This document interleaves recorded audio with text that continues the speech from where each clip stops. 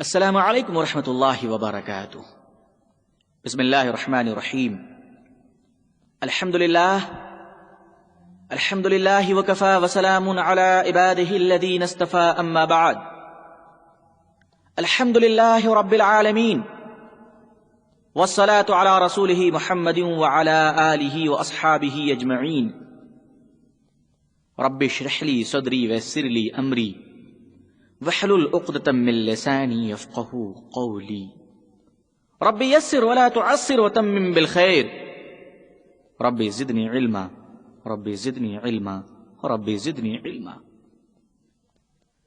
عن ابن عمر رضی اللہ تعالی عنہ قال قال رسول اللہ صلی اللہ علیہ وسلم: بنی الاسلام على 5 شہادۃ ان لا الہ الا اللہ وأشهد أن محمدا عبده ورسوله وإقام الصلاة وإيتاء الزكاة والحج وصوم رمضان، أو كما قال عليه الصلاة والسلام۔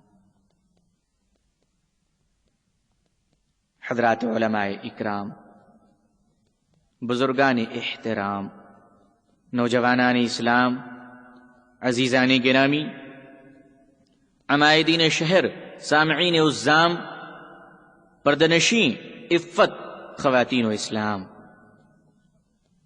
عزیزان ملت، میں نے آپ کے سامنے مذہب اسلام کے اوپر بنیادی باتوں کو واضح کرنے کے لیے 5 چیزوں کو اور 5 نقطے کو جو اللہ کے رسول صلی اللہ علیہ وسلم نے واضح فرمایا، اس حدیث کو میں نے پڑھا جو حضرت علی بن عمر رضی اللہ تعالیٰ عنہ نے روایت کی اور واضح کیا جناب محمد رسول اللہ صلی اللہ علیہ وسلم نے کہ ہم جس مذہب کو مان رہے ہیں، ہم جس شریعت کو اپنی زندگی کا نظام حیات تصور کر رہے ہیں، ہم جس دین اور مذہب کو اپنے لیے نجات دہندہ اور دنیا اور آخرت میں عزت و عافیت کا باعث سمجھتے ہیں، آخر اس کی بنیادیں کیا ہوں، آخر اس کی حقیقتیں کیا ہوں۔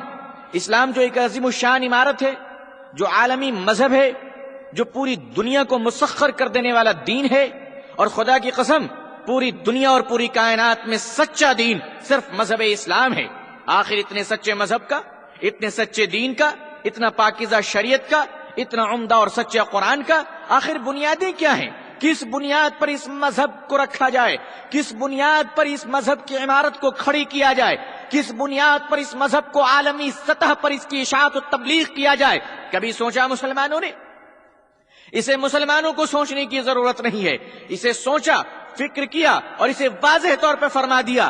آج سے 1450 سال پہلے وادی بطحا حجاز مقدس کی سرزمین پہ اٹھنے والے اس دین کے بانی عبداللہ کے لاڈلے آمنہ کے دلارے حضرت محمد رسول اللہ صلی اللہ علیہ وسلم نے ارشاد فرمایا: اے لوگو، میں جس دین کو لے کر آیا ہوں اس دین کی بنیاد 5 ہے، 5 کے علاوہ چھٹا نہیں اور 6 سے نیچے 4 نہیں۔ وہ 5 بنیادیں یہ ہیں کہ اللہ کو ایک تسلیم کرو، اللہ کے سوا کوئی کارساز نہیں، وہی مالک معبود ہے، وہی احکم الحاکمین ہے، وہی مالک مختار ہے، وہی بنانے والی طاقت ہے، وہی بگاڑ سے بچانے والی طاقت ہے۔ اسی نے موسیٰ کو عزت دیا، اسی نے فرعون کو ذلیل کیا، اسی نے محمد عربی کو معراج مقدس میں بلا کر اللہ نے اپنے ساتھ بات کرنے کا شرف عطا کیا، اور اسی نے ابو لہب اور ابو جہل کو ذلیل کر کر دنیا سے رسوا کر دیا۔ ایک اللہ کو تم مانو، لا الہ الا اللہ بنانے والی طاقت وہی ہے، دوسری کوئی طاقت نہیں ہے۔ عورت کو اولاد وہی دیتا ہے، اور جسے چاہتا ہے جس عورت کو بانجھ بھی وہی رکھتا ہے۔ دنیا میں اللہ کی ذات کے سوا کسی شخص میں اتنی بھی طاقت نہیں ہے کہ وہ اس دنیا میں ایک ڈپلیکیٹ مچھر بنا کر اڑا دے اور کہے کہ پروردگار نے ہاتھی پیدا کیا تو میں نے اس کے مقابلے میں ایک مچھر بنا کر بھیج دیا ہے۔ لا الہ الا اللہ، نہیں کوئی معبود سوائے ایک اللہ کے، تمام طاقتیں اس کے لیے مخصوص ہیں، وہ قدرت ہے، وہ مالک مختار ہے، اس کی ایک ایک نعمت کے لیے ہم محتاج ہیں۔ اس یقین کا نام ایمان ہے دوستو اور بزرگوں۔ محمد رسول اللہ صلی اللہ علیہ وسلم، اور یہ کہ محمد صلی اللہ علیہ وسلم اللہ کے آخری رسول ہیں، اللہ کے نبی ہیں۔ دوستو اور بزرگوں، اگر کوئی محمد صلی اللہ علیہ وسلم کو صرف اللہ کا نبی مان لے تو مومن نہیں ہوگا۔ حضور محمد صلی اللہ علیہ وسلم کو اللہ کا صرف نبی ماننا ایمان نہیں ہے، بلکہ اللہ کا آخری رسول ماننا ایمان ہے۔ کوئی رسول مانتا ہے لیکن آخری رسول نہیں مانتا ہے، خدا کی قسم وہ مسلمان نہیں، وہ کافر ہے اور وہ جہنم کے اندر چلا جائے گا۔ ہمارے نبی اکرم صلی اللہ علیہ وسلم کی ذات پر نبوت کا دروازہ بند ہو جاتا ہے، آپ صلی اللہ علیہ وسلم پر نبوت مکمل ہو جاتی ہے، آپ کے بعد کوئی نبی نہیں ہے۔ اسی کلمے کو ہم پڑھتے ہیں، لا الہ الا اللہ محمد رسول اللہ صلی اللہ علیہ وسلم، اور جناب محمد رسول اللہ صلی اللہ علیہ وسلم نے ارشاد فرمایا، اے لوگو، کلمے اور ایمان کے بعد جو اسلام کی بنیادی چیز ہے کہ تم ایمان لے آئے، تم نے کلمہ پڑھ لیا، تم نے دل کو پاک کر لیا، تم نے ایمان کو درست کر لیا، تم نے اپنی تمام یقین کو تمام طرف سے ہٹا کر ایک اللہ کی ذات پر تم نے موقوف کیا، ایک اللہ کے سوا تم کسی کو کارساز نہیں مانتے، ایک اللہ کے سوا تم کسی کو حاجت روا نہیں مانتے، ایک اللہ کے سوا تم کسی کو قاضی الحاجات نہیں تسلیم کرتے، ایک اللہ کے سوا تم کسی کو مالک مختار نہیں سمجھتے، ایک اللہ کے سوا زندگی اور موت کا مالک تم کسی کو نہیں سمجھتے، ایک اللہ کے سوا تم کسی کو رازق نہیں سمجھتے، ایک اللہ کے سوا عزت و ذلت کا مالک تم کسی کو نہیں سمجھتے، اے لوگو، اور اس کے بعد تم نے جب یہ بھی تسلیم کر لیا کہ محمد صلی اللہ علیہ وسلم اللہ کے آخری رسول ہیں، امام الانبیاء ہیں، خاتم النبیین ہیں، طہ اور یاسین ہیں، سید المرسلین ہیں، اور اللہ کے رسول صلی اللہ علیہ وسلم رحمت للعالمین ہیں، جب تم نے یہ تسلیم کر لیا تو اس کے بعد تم پر فرض ہوتا ہے، اس کے بعد تم پر لازم ہوتا ہے کہ اے لوگو، اس سے آگے بڑھ کے تم یہ تسلیم کرو کہ اے اللہ کی ذات پر تم ایمان لانے کے بعد تمہیں یہ ماننا پڑے گا کہ نماز کو اللہ نے تم پر فرض قرار دیا۔ فرمایا نبی اکرم صلی اللہ علیہ وسلم نے کہ بنی الاسلام علی خمس، شہادت ان لا الہ الا اللہ واشہد ان محمد عبدہ ورسولہ، اسی کے بعد آپ نے فرمایا واقام الصلاۃ وایتاء الزکاۃ والحج وصوم رمضان، نماز تم پر فرض کیا گیا، زکوٰۃ تم پر فرض کیا گیا، حج تم پر فرض کیے گئے، اور رمضان کا روزہ بھی تم پر فرض کیا گیا۔ اگر ان 5 بنیادوں میں سے کوئی شخص ایک بنیاد کا بھی اگر دانش مندی اور عقل اور سیرت کے ساتھ، صحت کے ساتھ اگر انکار کرتا ہے تو خدا کی قسم وہ کافر ہو جائے گا، کبھی وہ مومن تصور نہیں کیا جا سکتا۔ اسلام کی 5 بنیادیں ماننی پڑے گی، لیکن آپ ذرا غور کیجئے کہ بین الاقوامی مذہب، انٹرنیشنل ریلیجن، عالمی درجے کا اتنا بڑا مذہب، اس کی بنیادیں کتنی سمپل ہیں اور کتنے معمولی۔ یہ وہ مذہب جس نے قیصر و کسریٰ کے محل میں زلزلہ پیدا کر دیا، وہ مذہب جس کے ماننے والوں نے دریائے دجلہ میں گھوڑے دوڑا دیے، وہ مذہب کہ جس کے ماننے والوں نے غراسانی کے 60,000 لشکروں کو ذلیل و رسوا کر کر بھگا دیا، وہ مذہب جس نے مصر و ایران کو فتح کیا، وہ مذہب جس نے عمر فاروق کے دل کو جیت لیا، وہ مذہب جس نے ہندا جیسی ظالم عورت کو جھکنے پر مجبور کر دیا۔ اتنا عظیم الشان مذہب، مگر اس کی بنیادیں کیا ہے جناب؟ صرف اتنا، کلمہ پڑھ لو، اللہ کو ایک مان لو، محمد صلی اللہ علیہ وسلم کو آخری رسول سمجھ لو، وضو بنا کے 5 وقت کی نمازیں پڑھ لو، اور اپنی دولت میں سے کچھ زکوٰۃ نکال دو، اللہ نے اور پیسے دی ہیں تو حج کر لو، اور صحت ہے روزہ رکھ لو۔ اس محض 5 بنیاد پر چلنے والوں نے قیصر و کسریٰ کے محل میں شگاف پیدا کر دیے، اور ان کے گرد و پیش میں تمام لوگ کانپنے لگے، باطل کی سرزمین میں زلزلہ آ گیا، افریقہ کے جنگل کے جانوروں نے ان کے احترام میں اپنے جنگل کو فراموش کر دیا، خیر بات کہہ دیا اور الوداع کہہ دیا۔ وہ کون سی کلمے کی طاقت تھی کہ جس کلمے کو وہ پڑھتے تھے تو سینکڑوں کلومیٹر دور تک کفر کی دیوار پہ زلزلہ آ جاتا تھا، جس کلمے کو پڑھ کے وہ آسمان کی طرف دیکھتے تھے تو پہلے سے لے کر 7 آسمان کے فرشتے جھومنے لگتے تھے کہ زمین پر محمد کے ستاروں نے آسمان کی طرف دیکھا ہے صلی اللہ علیہ وسلم۔ وہ عظیم الشان مذہب اور اس کی بنیادیں نماز، روزہ، حج اور زکوٰۃ۔ دوستو اور بزرگوں، اس پوری دنیا کو آپ دیکھ رہے ہیں، اور یقیناً جن لوگوں کی جغرافیے پہ نظر ہوگی اور جو لوگ تاریخ کا مطالعہ کر رہے ہیں، انہیں پتہ چلے گا کہ دنیا بہت وسیع ہے اور کافی پھیلی ہوئی ہے۔ اللہ کی یہ کائنات بہت عظیم ہے۔ اتنی بڑی دنیا میں اللہ کے سوا کسی ایک انسان کی حکومت نہیں چل رہی ہے۔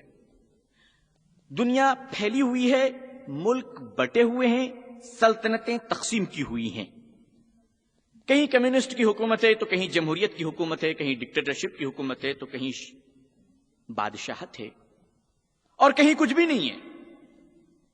طوائف الملوکی ہے، لوگ اپنے اپنے طور پر ملک کو چلا رہے ہیں، اپنے اپنے طور پر اس نظام کو سنبھال رہے ہیں. لیکن آپ دیکھیے دنیا کے اندر جو 3 بڑی پاور ہے اس وقت، ہر ملک کی تعمیر میں کچھ نہ کچھ بنیادیں ہوتی ہیں. کچھ لوگ کہتے ہیں ہمارا جب ملک بنے گا تو ہم سب ایک ہوں گے، ہندو مسلم سکھ عیسائی آپس میں سب بھائی بھائی. یہ الگ بات ہے کہ کاغذ کی لائن تک یہ باتیں ہوں، لیکن نعرہ تو یہی ہوتا ہے. کم از کم ووٹ الیکشن کے موقع پر ہمارے نیتا جی اپنے ناپاک زبان سے یہ پاکیزہ الفاظ تو ضرور نکالتے ہوئے گلی کوچوں میں نظر آتے ہیں. ہندوستان کی بنیاد کیا ہے؟ یہ جو ہمارا ملک ہے ڈیموکریٹک کنٹری، ڈیموکریسی ملک، جہاں جمہوریت کو سب سے پہلا مقام حاصل ہے. ہمارے ملک ہندوستان عظیم الشان، کشمیر سے لے کر کنیا کماری تک، منی پور سے لے کر راجستھان تک، بھارت کے چپے چپے پہ لکھا ہوا ہے کہ اس ملک میں سارے مذہب کو یکساں پنپنے کی اجازت ہے، سارے مذہب کی تبلیغ کی یکساں اجازت ہے، تمام زبانوں کو احترام حاصل ہے، اور ملک کا ہر شہری چاہے وہ کسی مذہب کا ماننے والا ہو ملک کے قانون میں مقدس اور پاکیزہ ہے. یہ ہندوستان کا قانون ہے. جمہوریت، سیکولرزم، ڈیموکریسی، تمام مذہب کا احترام، ہر رنگ اور نسل اور ہر زبان کا اکرام. امریکہ کا قانون آج دنیا کا سب سے بڑی سپریم پاور، سب سے بڑی طاقت، عظیم پاو طاقت، نیوکلیئر طاقت. اس کی بنیادیں کیا ہے جناب؟ اس کی بنیاد یہ ہے کہ میری کنٹری کا مین پوائنٹ، بیسیکل پوائنٹ یہ ہوگا کہ ملٹری سپر پاور، فوجی طاقت میرے پاس اتنی زیادہ آ جائے کہ دنیا میں جس سے چاہوں اس کے گلے پکڑ کر گردن کھینچ کر، اس کے گلے پکڑ کر گردن کھینچ کر اس کے کپڑے پھاڑ کر میں اس سے اپنی بات منوا لوں.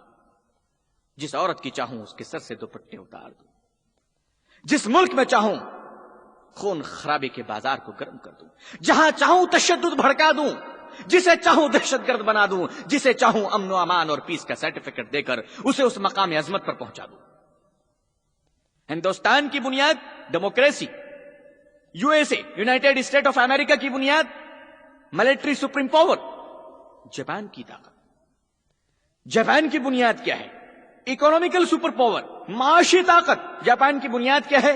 دولت اتنی جمع کرو، ہر طرف سے دولت کماؤ، دنیا کے ہر بازار میں اپنی دکان کھولو، دنیا کی ہر مارکیٹ میں اپنا شو روم کھولو، اور پوری دنیا میں اپنا سکہ چلاؤ اور دولت پر اپنا قبضہ بیٹھاؤ، اور پوری دنیا کی طاقتوں کو اپنے پاس سمیٹ لو اور میں اکنامک سپر پاور بن جاؤں.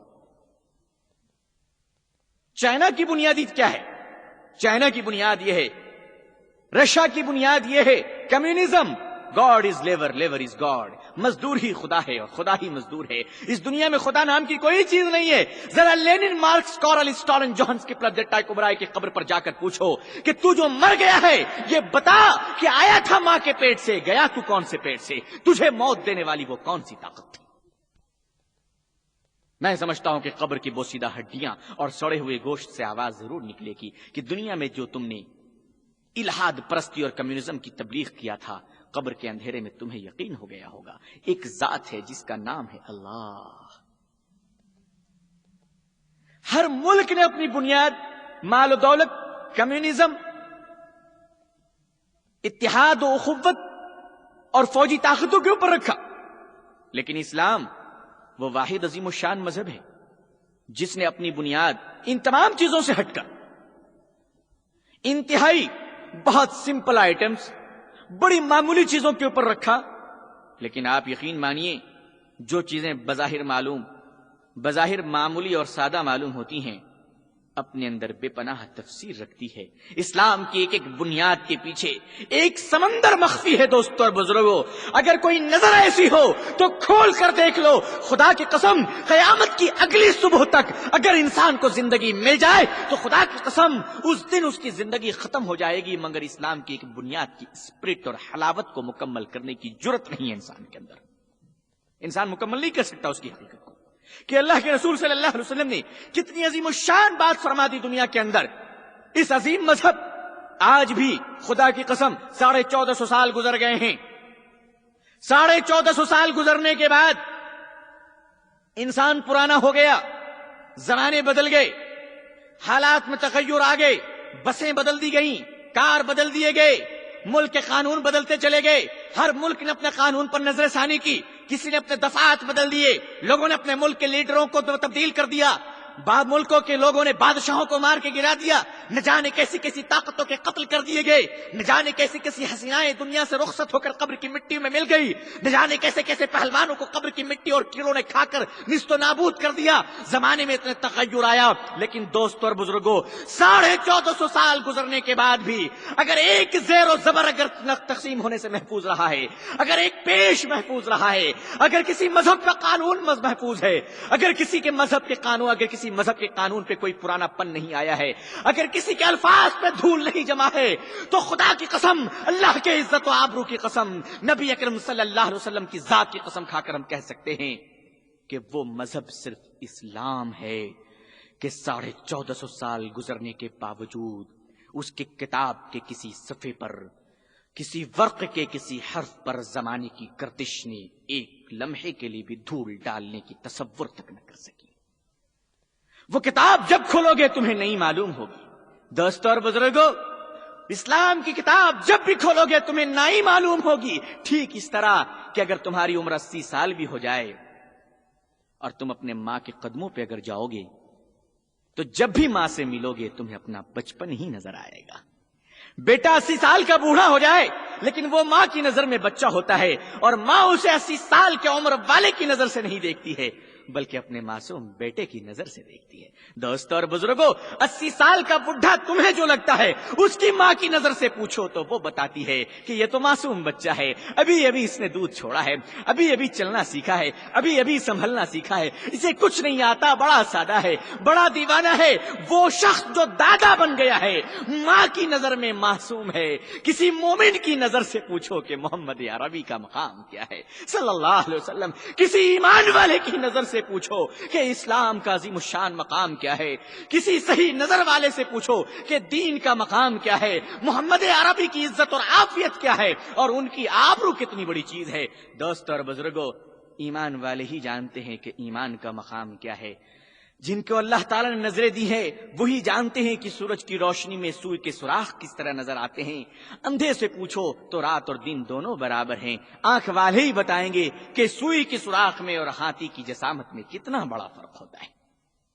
بے شک دین اسلام ایک سوئی کا سوراخ دیکھنے کے لیے اگر تیز نظر کی روشنی کی ضرورت ہے، اسلام جو عظیم الشان مذہب ہے اس کو سمجھنے کے لیے پاگلوں کی ضرورت نہیں ہے، اسے سمجھنے کے لیے دولت والوں کی ضرورت نہیں ہے۔ اسلام سمجھنے کے لیے دولت کی ضرورت، عقل کی ضرورت، دانش مندی کی ضرورت نہیں ہے، بلکہ ان سب سے بڑی چیز یہ ہے کہ اللہ کی رحمت کی ضرورت ہے۔ دنیا میں بڑے بڑے عظیم لوگ گزرے ہیں، دنیا میں بڑے بڑے عظیم سلطنتیں گزری ہے، عظیم عظیم بادشاہ گزرے ہیں، لیکن وہ دین اسلام جو فرعون کو سمجھ میں نہ آ سکا، خدا نے حضرت بلال حبشی کو سمجھا دیا۔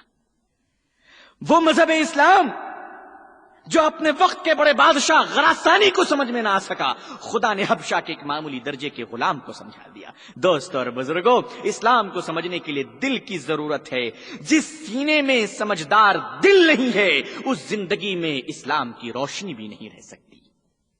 اسلام کی روشنی پانے کے لیے یہ ضرورت ہے کہ شکل تم وہیں دیکھ کر پتا چلا سکتے ہو کہ یہ کالا ہے یا گورا ہے جب سامنے آئینہ ہوگا۔ کوئلے کے کھان میں جا کر کبھی اپنی تصویر نہیں دیکھی جاتی ہے، کالے دل میں کبھی اسلام کی شعائیں اور حقیقت بھی نظر نہیں آتی ہے۔ اسلام کو دیکھنے کے لیے دل آئینہ چاہیے، اور وہ بھی ویسا دل چاہیے کہ جس دل سے تم اللہ کے نور کو دیکھ سکو، جس دل سے تم اللہ کی حقیقت کو دیکھ سکو۔ میں اسلام کی تعریف کرنے والوں کی تعریفیں نہیں کر رہا ہوں، اسلام کی تعریف تو اسلام کے دشمنوں نے بھی کی ہے۔ برنارڈ شاہ نے اسلام کی تعریفیں کی ہے، امریکہ کے لوگوں نے اسلام کی تعریفیں کی ہے، گولڈن اسمتھ نے اسلام کی تعریفیں کی ہے۔ بزرگوں اور دوستو، برنارڈ شاہ نے اسلام کی بہت تعریفیں کی، بہت قرآن کی تعریفیں کی، اسلام کی شان اور عظمت میں کتابیں لکھ دی، لیکن وہ مر گیا۔ ایک رکشہ چلانے والے مسلمان نے بھی اس کے جنازے کی نماز نہیں پڑھی۔ کیوں جناب؟ اس نے ایسی بڑی بڑی کتابیں لکھ دی، کہا جناب ہمیں اسلام کے گن گانے والے اور چمچا گیری اور تعریف کرنے والوں کی ضرورت نہیں ہے، ہمیں تو وہ مرد مجاہد کی ضرورت ہے جو اعلان کر دے جان مانگو تو جان دیں گے، مال مانگو تو مال دیں گے، پر ہم سے یہ کبھی نہ ہوگا کہ نبی کا جاہو جلال دیں گے۔ ہمیں تو ایسے مسلمان کی ضرورت ہے جو کلمہ پڑھے، ایمان لائے اور دل سے قبول کر لے۔ اللہ کے رسول صلی اللہ علیہ وسلم ایک مرتبہ جنگ کے میدان میں کھڑے ہوئے ہیں اور جنگ چل رہی ہے اور بڑے زور و شور سے جہاد چل رہا ہے۔ مسلمان تھوڑے پریشان ہو رہے ہیں۔ ایک نوجوان جو ایمان نہیں لایا ہے، ابھی تک کفر کی حالت میں ہے، بڑا بہادر ہے، حضور صلی اللہ علیہ وسلم سے بڑا پیار کرتا ہے، مگر ایمان نہیں لایا، جنگ کے میدان میں دوڑتا ہوا آیا اور کہنے لگا یا رسول اللہ صلی اللہ علیہ وسلم، آپ ہمیں اجازت دیجئے کہ میں تلوار نکال کر میان سے باہر کر کود جاؤں میدان جنگ میں، تاکہ آپ کے دشمنوں کے چھکے چھڑا دوں اور گردن اتار دوں لات و عزا کے سامنے جھکنے والوں کی۔ اللہ کے نبی صلی اللہ علیہ وسلم نے فرمایا کہ پہلے ایمان لاؤ پھر کوئی عمل مقبول ہے۔ اگر کوئی ایمان نہیں لاتا تو وہ عمل پہاڑوں کے برابر کر دے، کوئی قبول نہیں ہے۔ یقین مانیے اس نوجوان نے کلمہ پڑھ لیا، میدان جنگ میں گیا اور شہید ہو گیا۔ عمل تھوڑا تھا، اجر بہت بڑا ملا، جنت میں چلا گیا۔ اس مسلمان نے ایک وقت کی نماز نہیں پڑھی تھی، مگر دل سے ایمان لے آیا۔ وقت نہیں ملا نماز کا، وقت نہیں ملا روزے کا، وقت نہیں ملا حج کا، وقت نہیں ملا زکوٰۃ کا، وقت نہیں ملا داڑھی رکھنے کا، وقت نہیں ملا سنت اور ختنہ کرانے کا، وقت نہیں ملا اسلام کے تقاضے کی بنیاد پر نکاح کرنے کا، وقت نہیں ملا کسی سنت پر عمل کرنے کا، وقت کچھ بھی نہ ملا، مگر دل محمد کا غلام بن گیا تھا۔ جنت اس کے قدموں پہ جھک گئی۔ دنیا میں نکاح نہ ہوا تھا، مگر حوریں اس کی انتظار کرنے لگی۔ ایمان کی بنیاد ہے۔ اللہ کے رسول صلی اللہ علیہ وسلم نے جو ایمان کا مقام فرمایا ہے، ایمان لانے سے پہلے آدمی اگر پورے ملک کو بھی خیرات اور زکوٰۃ کر دے تو اللہ کو منظور نہیں ہے، لیکن ایمان لانے کے بعد اگر انسان اللہ کے راستے میں ایک پیسہ دیتا ہے تو اللہ کے نزدیک وہ بہت بڑی بات ہے، بہت اجر عظیم ہے جس کا مقابلہ نہیں کیا جا سکتا۔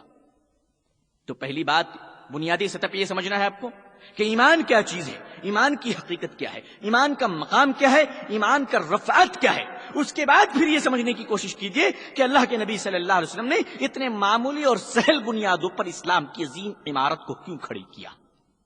میں اس کو واضح کرنا چاہتا ہوں آگے۔ وہ وضاحت سے پہلے سب سے پہلی بنیاد ایمان کی لا الہ الا اللہ محمد الرسول اللہ صلی اللہ علیہ وسلم۔ میں نے اس پر تفصیل کے ساتھ آپ کو باتیں بتا دی کہ کلمہ جو ایمان کی بنیاد ہے اور سب سے پہلے اسے پڑھنا ہے۔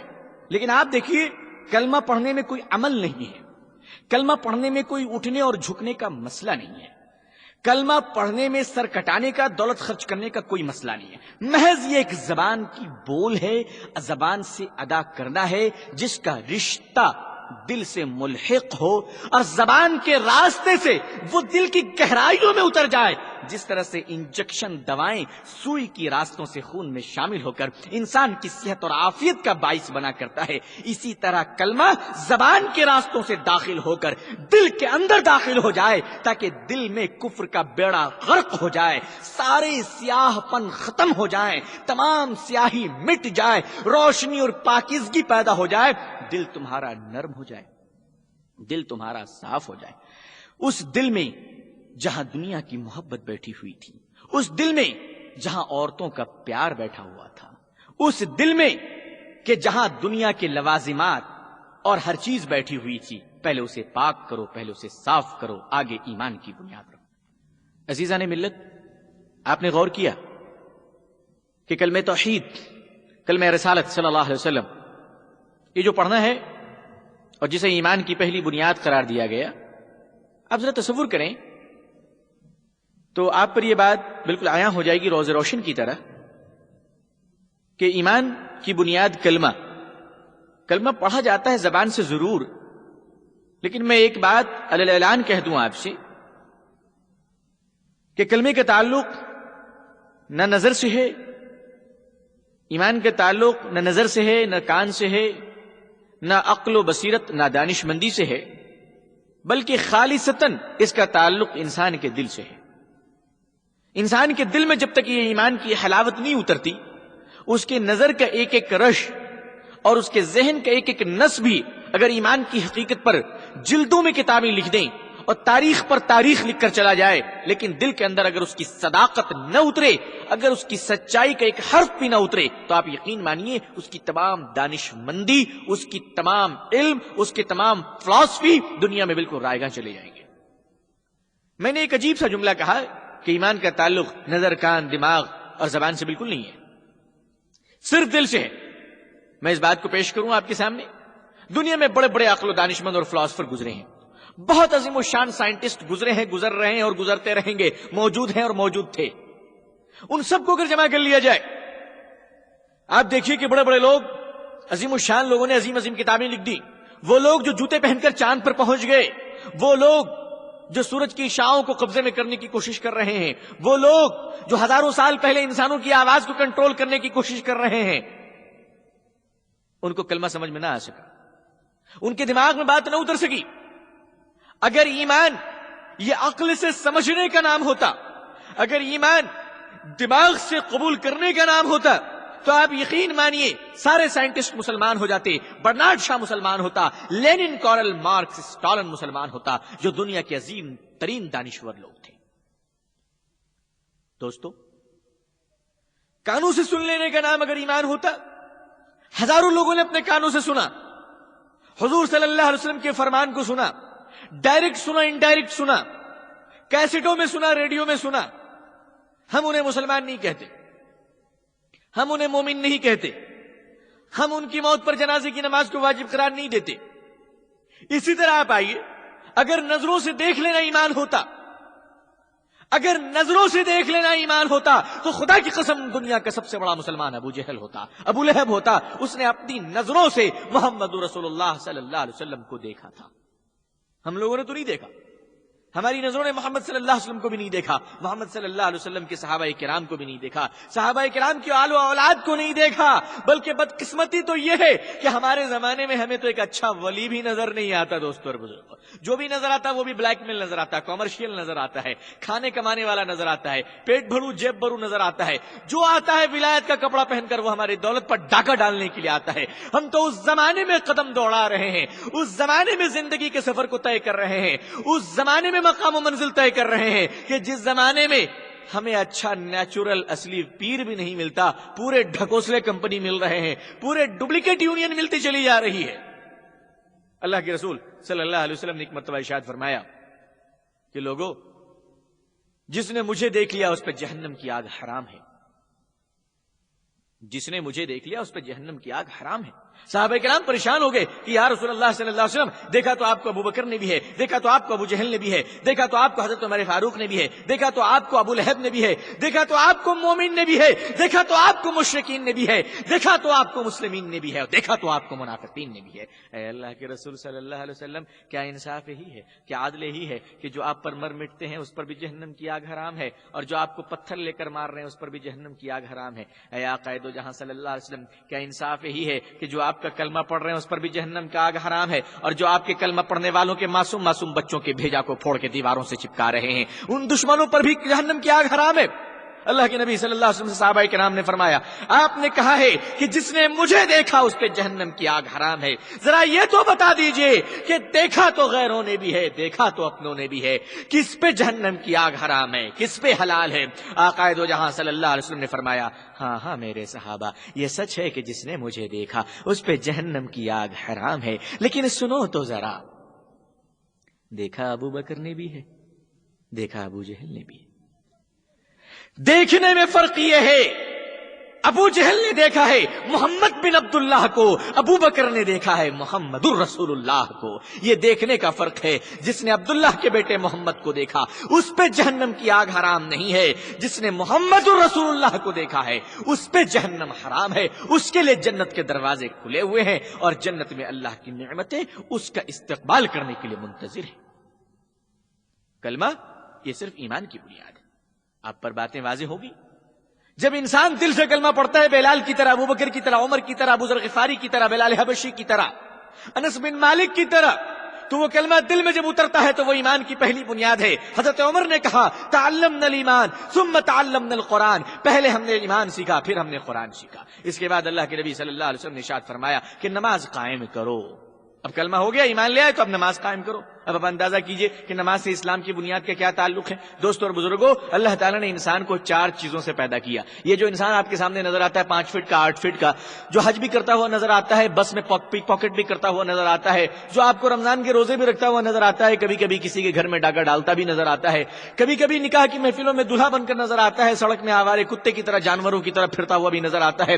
یہ انسانوں کی تعریف آپ کو پتہ ہے کہ انسان کو اللہ نے کتنے آئٹم سے بنایا ہے؟ انسان کو اللہ تعالیٰ نے 4 آئٹم سے بنایا ہے. 4 چیزیں اس کی خمیر میں ملا ہوا ہے: آگ، مٹی، پانی، ہوا. مٹی، آگ، پانی، ہوا، یہ 4 چیزیں اللہ نے انسان کی خمیر میں ملایا ہے. سن لیجئے اچھی طرح تک کہ آپ کو پتہ چل جائے کہ آپ کیا چیز سے بنے ہیں. ایسا نہ ہو کہ آپ میری تعریف سن کر، میرے بیان کو سن کر کچن میں ماچس جلانا بھول جائیں. ویسے تو یہ سچ ہے کہ سماج میں پھوک سے بھی آگ لگ جاتی ہے، اور آج ایسے بہت سارے شریف گنڈے ہمارے سماج میں ہیں جو اپنی زبان کی برکت سے ماحول میں آگ لگاتے رہتے ہیں. اپنی زبان کی برکت سے معاشرے کو تباہ کرتے رہتے ہیں. نماز بھی پڑھتے ہیں، تسبیح پڑھتے ہیں، ہاتھوں میں تسبیح ہوتی ہے، بیٹا کو بیچنے کا انتظام کرتے ہیں. پیشانی پہ نماز کی نشانی ہوتی ہے، دوسروں کی بیٹیوں کو لوٹنے کا انتظام کرتے ہیں.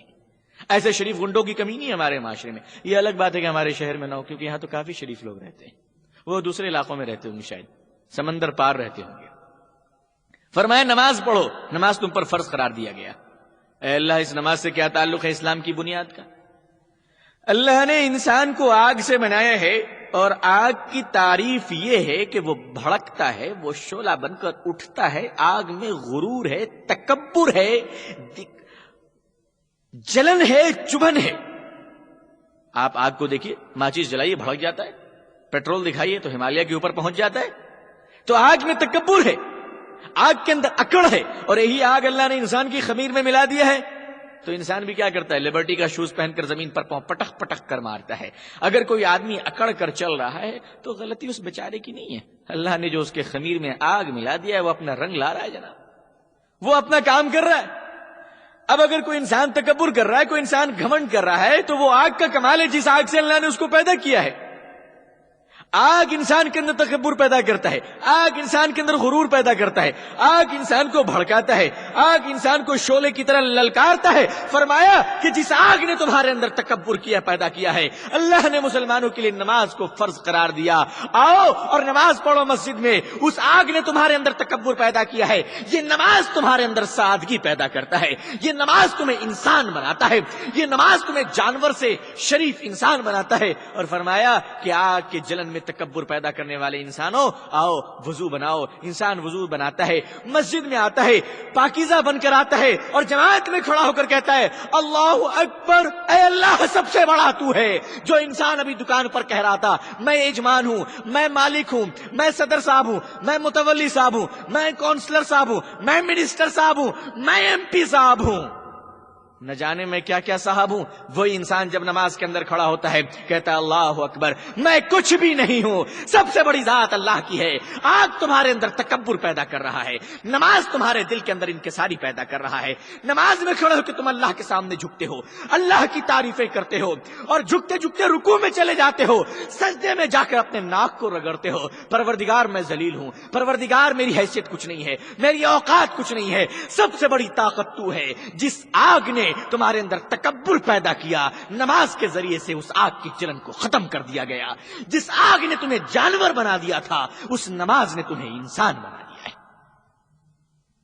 یہ بنیاد ہے. اس کے بعد اللہ کے نبی صلی اللہ علیہ وسلم نے ارشاد فرمایا زکوٰۃ ادا کرو.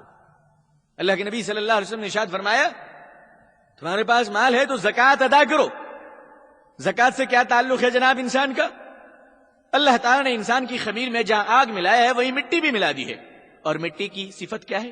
مٹی کی تاثیر کیا ہے؟ مٹی بہت بخیل ہے، اتنا بخیل ہے کہ آپ اندازہ نہیں کر سکتے. دیکھیں نا، اب پیٹرول اسی مٹی کے اندر ہے نہیں ہے، گیس بھی اسی مٹی کے اندر ہے، تانبا، پیتل، کاپر، گولڈ، سونا، چاندی، ساری دنیا کی دولت، فرعون کا تاج، قارون کا خزانہ سب اسی مٹی کے اندر ہے نہیں ہے.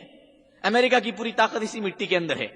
اور سونے جیسا گیہوں، اور چمکتے ہوئے آٹے، اور خوبصورت روٹیاں، اور چنے کے حلوے، اور چاول، بریانی بنانے کے پلاؤ کے چاول، اور آلو اور مولی اور گاجر اور ٹماٹر. پیاز کا نام تو میں لے نہیں سکتا کیونکہ بڑا مسئلہ ہے اس کے ساتھ. حکومت سے اجازت لینی پڑے گی کہ ہندوستان میں پیاز کا نام لیں یا نہ لیں. دوستوں اور بزرگوں، آپ اندازہ کیجئے ان ساری چیزوں کو مٹی نے پیدا کی اور مٹی کے اندر ہے. پیدا اللہ نے کیا، ذریعہ مٹی ہے، مگر ساری دولتیں اسی مٹی کے اندر ہے. ایک بھوکا آدمی 3 دن سے بھوکا ہے، مٹی کے پہاڑ کے سامنے جا کے کھڑا ہوتا ہے، السلام علیکم ہے دھرتی میاں، ہے مٹی ماں، میں بہت بھوکا ہوں، 3 دن سے بھوکا ہوں، بغیر چٹنی کے 2 سوکھی روٹیاں دے دو. ارے کچھ نہیں دے سکتے تھے, چنے کے چند دانے دے دو. دوستوں اور بزرگوں, سارے مولاناؤں کو بلا کے دعا کروا لیجئے, سارے عاملوں کی تعویذ گاڑ دیجئے, سارے سوامیوں کو بلا کر پوجا کروا لیجئے.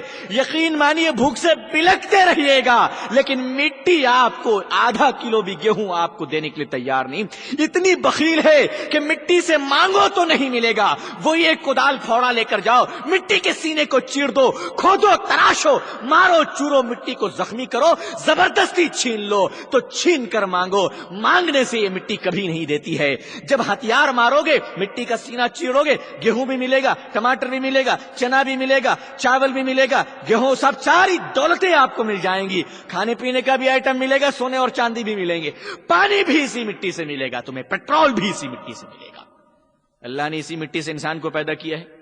اب اگر کوئی انسان بخیل بن جائے, کوئی انسان پیسے ہی نہیں دیتا, باپ مر گیا, ماں مر گئی, پھر بھی اللہ کے راستے میں ایک پیسہ نہیں دیتا, بڑا بخیل ہے بیچارہ, کروڑ پتی ہے مگر پھٹا ہوا ہوائی چپل پہن کر چلتا ہے. غلطی اس بیچارے کی نہیں ہے, وہ اللہ نے جس مٹی سے پیدا کیا وہ اپنا اثر دکھا رہا ہے, وہ رنگ لا رہی ہے, کیونکہ اللہ نے مٹی سے پیدا کیا, مٹی کی تاثیر بخالت کی ہے, تو انسان بخیل بن گیا, اتنا بڑا کنجوس بن گیا, اتنا بڑا کنجوس بن گیا کہ لوگوں نے بہت ستایا کہ تیرا پورا خاندان مر گیا, کمبخت کہیں کا, ایک پیسے کا فاتحہ نہیں دلاتا. تو کہنے لگا چلو آج فاتحہ دینے کا موڈ ہے. گیا شہر کے ایک بہت بڑی مٹھائی کی دکان میں, باہر کھڑا ہو گیا, فاتحہ دے دیا پوری دکان میں. کہا بھائیو فاتحہ دینا میرا کام تھا, مٹھائی تم لوگ کھاؤ, بل پیمنٹ کرتے ہوئے چلو. ہم نے اپنا فرض پورا کر دیا, پوری مٹھائی کی دکان میں فاتحہ دے دیا. ایسا بخیل انسان زکات ادا نہیں کرتا, ایسا بخیل انسان اللہ کے راستے میں کچھ بھی نہیں دیتا. زکات کو فرض قرار دیا گیا اور کہا گیا کہ زکات مانگنے سے اگر نہ ملے تو مسلمانوں کا قاضی امیر گردن پر ہاتھ ڈال کر زکات وصول لے, تاکہ اس سے زکات لے کر اسے سخیوں میں اس کا نام آ جائے. بڑا بخیل تھا, تم اس سے زبردستی زکات لے لو تاکہ بخالت کا لقب ختم ہو جائے, سخیوں میں اس کا نام آ جائے, اور قیامت کے دن جہنم کی آگوں سے بچ کر جنت کا حقدار بن جائے. مٹی نے جس انسان کے اندر بخل پیدا کیا تھا, زکات نے اس بخل کا ہمیشہ کے لیے علاج کر دیا. اللہ کے نبی صلی اللہ علیہ وسلم نے فرمایا, اللہ کے رسول صلی اللہ علیہ وسلم نے ارشاد فرمایا کہ روزہ بھی تم پر فرض ہے, یہ اسلام کی بنیاد ہے, مومن کے لیے فرض ہے, ضروری ہے, اسلام کی شان ہے. اس مہینے میں مسلمانوں کی مغفرت ہوتی ہے, یہ مہینہ بڑے برکت والا ہے. آخر اس مہینے کا تعلق ہمارے ساتھ کیا ہے, اس کی حقیقت ہمارے بلڈ میں کیا انہرٹڈ ہے. اللہ نے انسان کو پانی کے ساتھ بنایا, اللہ نے انسان کی خمیر میں پانی ڈالا ہے, اور آپ جانتے ہیں کہ پانی کے اندر لالچ کا مادہ ہے, بہت زیادہ لالچ کا مادہ ہے. کیسے؟ آپ دیکھیے, پانی چاہتا ہے میں ہر ایک چیز کو ڈبا لوں, حرص ہے. آپ دیکھیے جب سیلاب آتا ہے تو وہ غریبوں کی جھوپڑیوں کو نہیں, امیروں کے محل کو بھی ڈباتا ہے, اور جو ڈوبنے جائے اگر اس کو اچھا تیرنا نہیں آتا تو پانی چاہتا ہے میں اس کو بھی ڈبا لوں, اس کو بھی ڈباؤں, اس کو بھی ڈباؤں, ساری دنیا کو ڈبا لوں, سمندر میرے سینے میں آ جائے, تالاب, ندیاں, سب چیز آ جائے. پانی کے اندر حرص ہے, جدھر پاتا ہے نکل جاتا ہے, جہاں چاہتا ہے پہنچ جاتا ہے. اللہ نے اب ایک انسان کے اندر لالچ ہے, ایک انسان سائیکل میں جا رہا ہے, دوسروں کی فورڈ دیکھ کے منہ میں پانی آتا ہے, دوسروں کی ماروتی دیکھ کر منہ میں پانی آتا ہے, دوسروں کی کار دیکھ کر منہ میں پانی آتا ہے. ایک انسان اپنی بیوی کے ساتھ جا رہا ہے, مگر جا رہا ہے اپنی بیوی کے ساتھ, نظر دوسری عورتوں پر ہے. یہ انسان کے لالچ ہے, کیا کیجیے گا, اس پانی کا کمال ہے. اس بیچارے کی کوئی غلطی نہیں, وہ بیچارہ تو شریف ہے, ایک دم بیچارہ پارسا ہے, 1 کلاس کا نمبر 1 ہے, لیکن وہ پانی گڑبڑ کر رہا ہے اندر میں, وہ گلوکوز واٹر اندر میں گڑبڑ کر رہا ہے, سارا پرابلم وہی کریٹ کر رہا ہے. اب اس پانی سے لالچ پیدا ہو رہا ہے, اب وہ لالچ اسے مجرم بنا رہی ہے. سائیکل پہ بیٹھا ہوا ہے, کار خریدنے کی لالچ آ گئی, پیسے ہیں نہیں, کیا کرے گا, چوری کرے گا, ڈاکہ ڈالے گا, ایمان خراب کرے گا, پک پاکٹ کرے گا, برائیاں کرے گا, تباہیاں مچائے گا. تو اس پانی کی وجہ سے لالچ پیدا ہوئی, اور لالچ کی وجہ سے یہ انسان مجرم بنا.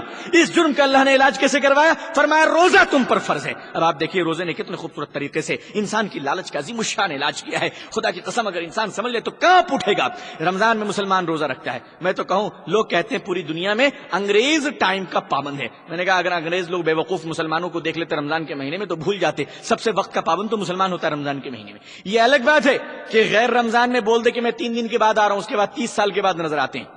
لیکن رمضان میں مسلمان اتنا وقت کا پابند ہوتا ہے, گھڑی دیکھ کر کھاتا ہے, گھڑی دیکھ کر اٹھتا ہے, گھڑی دیکھ کر پیتا ہے, گھڑی دیکھ کر کھانا چھوڑتا ہے, گھڑی دیکھ کر سوتا ہے, گھڑی دیکھ کر نماز پڑھتا ہے. رمضان کے مہینے میں ایک مسلمان روزہ رکھا, روزے کی حالت میں ہے, بہت پیاس لگی ہے, اپنے ٹینک میں پانی ہے, کسی سے مانگنا نہیں ہے, باتھ روم میں پی سکتا ہے, نہا رہا ہے مگر پانی نہیں پی رہا ہے. لالچ لگ رہی کہ پانی پی لو, لیکن دل سے آواز آ رہی ہے اللہ کی اجازت نہیں ہے, میں اللہ کی اجازت کے بغیر پانی نہیں پی سکتا. افطار کا وقت ہے, سیب ہے, انگور ہے, بادام ہے, انار ہے, سارے پھل فروٹ ہے, انجیر ہے، سب کھانے ہیں، ایک سے ایک لوازمات ہے، بہت بھوک لگی ہے، خوشبودار بریانی رکھی ہوئی ہے، بہت پیاس لگی ہے، بہترین شربت رکھی ہوئی ہے، ہاتھ نہیں لگا سکتا، سامنے ہے مگر کھا نہیں سکتا۔ پوچھا اس انسان سے تجھے کس طاقت نے روک دیا ہے؟ تو وہ کہتا ہے دولت میری ہے، شربت میری ہے، کھانا میرا ہے، سب کچھ میرا ہے، مگر میں اپنے مال کو بھی اللہ کی اجازت کے بغیر کھا نہیں سکتا۔ دوستو، جو انسان رمضان میں اپنے مال پر اللہ کے حکم کے بغیر ہاتھ نہیں مار سکتا، وہ انسان کے رمضان کے دوسرے علاوہ کسی دوسروں کے مال پر کبھی ہاتھ مارے گا؟ دوسرے مہینے میں کیا کسی کے پاکٹ پر دیکھ کر لالچ کرے گا؟ کیا کبھی کسی کی خواتین عورتوں کو دیکھ کر لالچ کرے گا؟ کیا کبھی کسی کے دوسرے کے مال کو لوٹنے کی نیت کر سکتا ہے؟